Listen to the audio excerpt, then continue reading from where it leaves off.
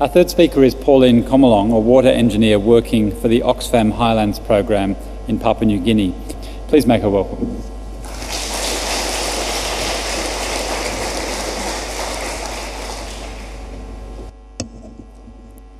I'd like to thank IWDA for making it possible for me to come here today and share with you what my experience is working in Papua New Guinea.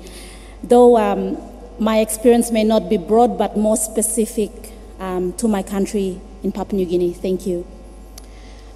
To start with, our program that Oxfam is currently carrying out in the Highlands is a peace-building program. It's not a water program on its own, so it's a component of the peace building, and we're located in Goroka, which is in the Eastern Islands province of Papua New Guinea. Just to give you an outline of my talk today, I'd be just giving a brief background of the Oxfam water program, just giving you a background information of water and sanitation in PNG, the target areas in which we're working in, the approaches that we're using, the projects that we've completed, the project implications of our work, the challenges that we're facing, and maybe leave with you a few recommendations.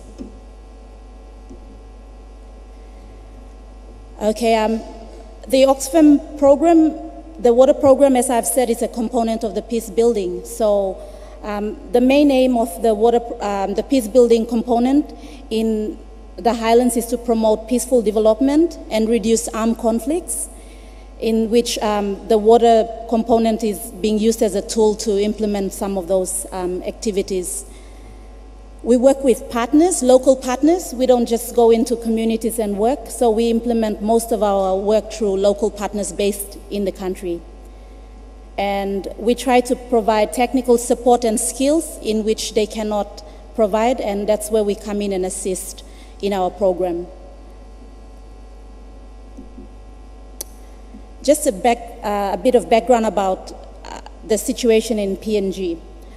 More than 60% of the population in PNG don't have access to an improved water system. From the UN Human Development Report states that more than 55% of PNG does not have access to improved sanitation. So that leads to a lot of infections, and that's the major cause being diarrhea and scabies, which are common in Papua New Guinea, which also contributes to an under 5 mortality rate in our country as well. The target areas we're working in Papua New Guinea are basically 2 provinces in the Highlands, because the Highlands constitutes of 40% of the total population of Papua New Guinea, which is about more than 5 million people. So out of that more than 5 million people, 40% live in the Highlands, and we work in 2 provinces in the Highlands, Simbu Province and Southern Highlands, and also another region in Bougainville is the autonomous region of Bougainville. Our partners, we work through local partners, and in Simbu we work with the Coop Women for Peace. They just won a Peace Prize in the Pacific, so they're quite an amazing group of women who we work through.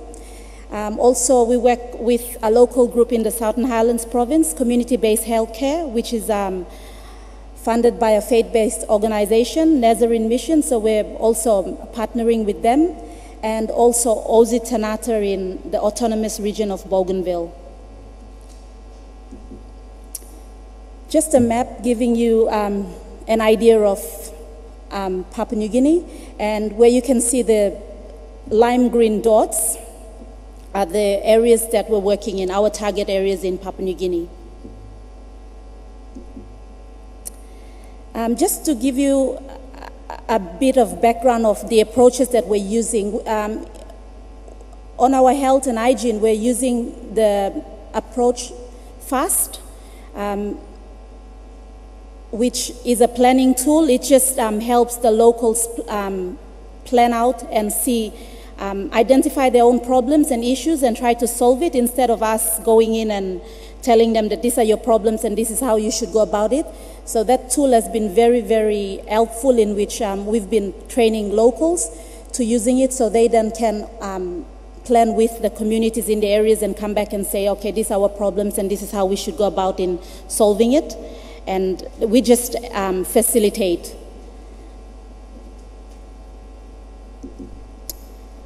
For sanitation, we try to introduce to our communities a range of options, not just one, not just the VIP toilets, so we try to come up with a whole range of basically slabs, and we don't put so much emphasis on the superstructure. It's up to them however which they want the superstructure, but basically we try to emphasize a lot on the slabs. So we provide different types of slabs in the community, and we train up sanitation masons, and they are available in communities to assist families who are interested in getting the various slabs according to their own various needs and choices.